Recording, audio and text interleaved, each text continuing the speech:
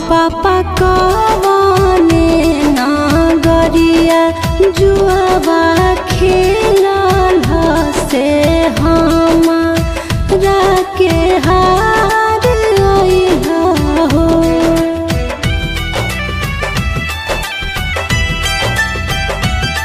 किया हो पापा कवने नगरिया जुआबा खेलल से हमरा के हार अइला हो। किया गे बेटिया बाधन गरिया जुआबा खेलानी से तोहरे के हार आइली गे।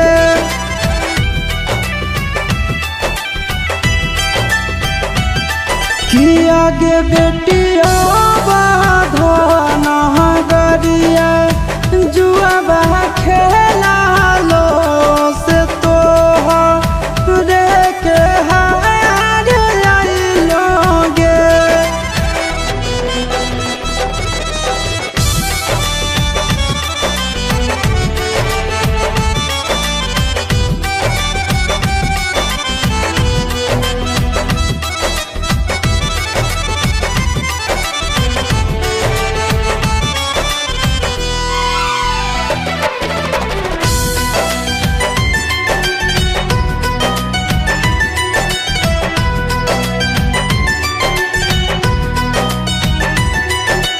अहो पापा गइया बछड़ुआ काहे नहरल से धिया वे के हार अइला हो। किया गे बेटी गइया बछड़ुआ घर के लक्ष्मी की धिया धनु पहराया होवे गे।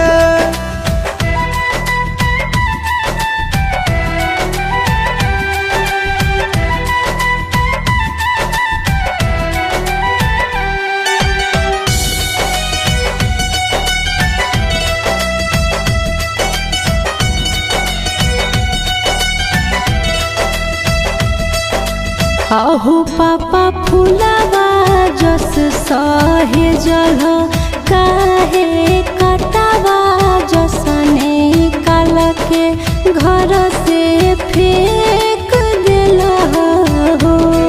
किया गे बेटी फूलवा के बगिया के रे शोभा हो गे धियावा सिर के बोझा हो गे।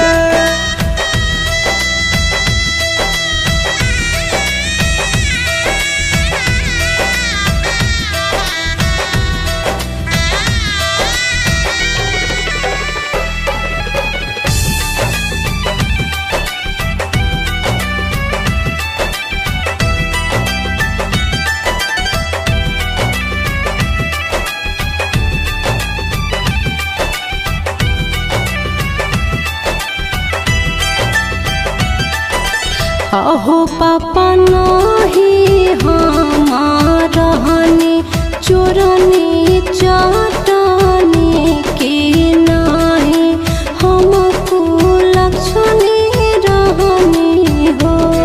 किया गे बेटी दुनिया के देखला का गोतिया भाई के देखला का तोरा तेज आइलो गे।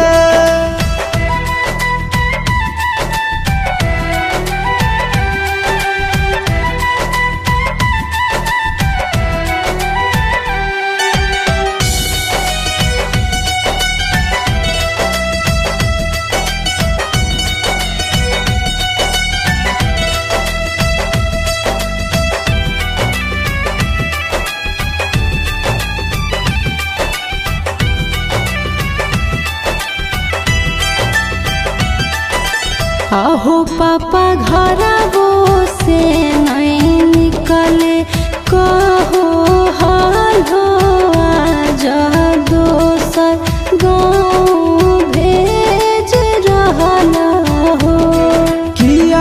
बेटी खाए खेले के उमर में तोरा रखलो से आन भेल तेजे पर तोगे।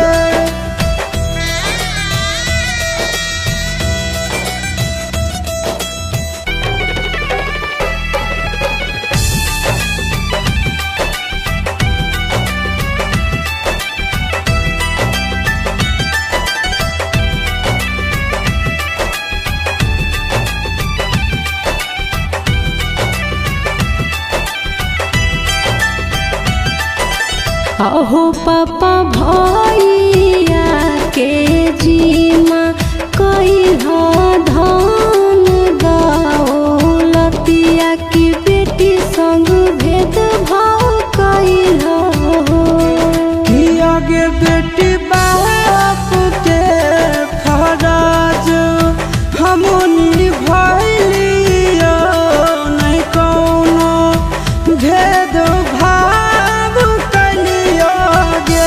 अहो पापा कवने नागरिया जुआवा खेलल से हमारा के हार अइहा हो।